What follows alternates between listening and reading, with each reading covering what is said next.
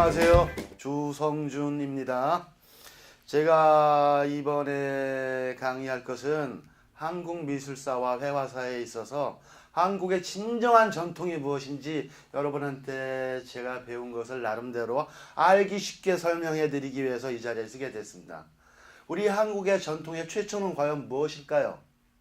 한국의 최초는 석기 시대를 전후해서 고인돌에 있습니다. 고인돌이 전 세계에 한 6만여 개가 넘게 있어요. 그 중에서 3만 개, 절반 이상이 한국에 있습니다. 근데 여러분들이 그걸 잘 모르셨을 거예요. 그래서 우리나라가 고대 문화에 있어서 전 그 고인돌 개수를 합쳐도 반 이상이 만주와 한반도에 있다는 것은 결국 고대 문화의 종주국이 한국이라는 것을 의미하는 것이죠. 그런데 아이러니컬하게도 그 고인돌의 덮개돌에 넓은 돌 있잖아요. 고인돌의 그 덮개돌 위에 북두칠성과 하늘에 있는 별자리들이 새겨져 있었어요. 그런데 지금까지 몇 년 전까지만 해도 그 별자리에 대해서 사람들은 이거는 우리나라의 전통의 다산사상이다. 그러니까 이 구멍들은 어떤 여성의 성기를 의미하고 이 구멍에서 많은 아이들이 태어나기를 원하는 다산이라고 해석들을 많이 했었어요. 그런데 어느 날 똑똑한 사람이 학자가 가서 보니까 이 별자리를 이어보니까 이게 북두칠성이더라는 거예요.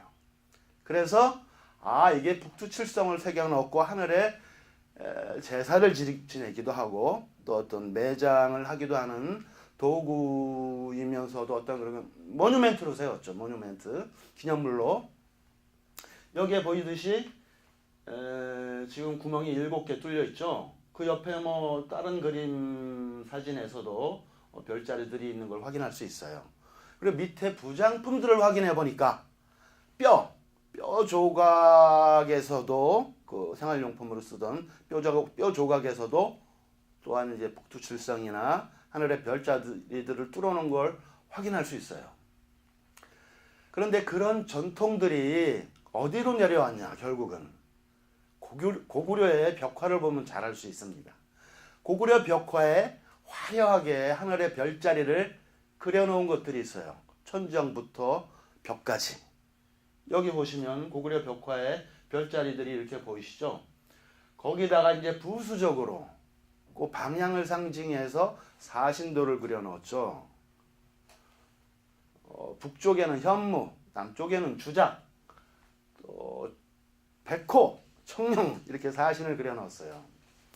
이렇게 방위도 하나의 그림으로서 상징화하고 그런 그 고인돌 시대 때 별자리들이 다 고구려 시대 때로 전통으로 넘어온 거죠.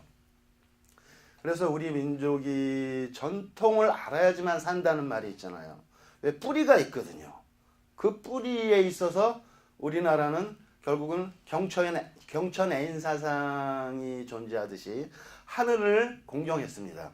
그 하늘을 담기 위해서 자신들의 모뉴멘트인 고인돌에도 하늘에 있는 별자리를 그렸고, 그리고 고구려 시대 때도 그걸 이어받았고, 그리고 당나라의 침입이 있을 때 고구려 땅에서 만주 땅에서 올려다가 보고 그렸던 그 각도가 그 고구려 땅에서 본 각도예요. 별자리 각도가 고구려 천문도가 있었어요. 그런데 이 귀중한 것을 중국 사람들한테 뺏기고 싶지 않았기 때문에 평양성이 함락되기 전에 대동강에 그 돌을 밀어서 던져 넣어 버렸어요. 그래서 실종이 되어 버렸어.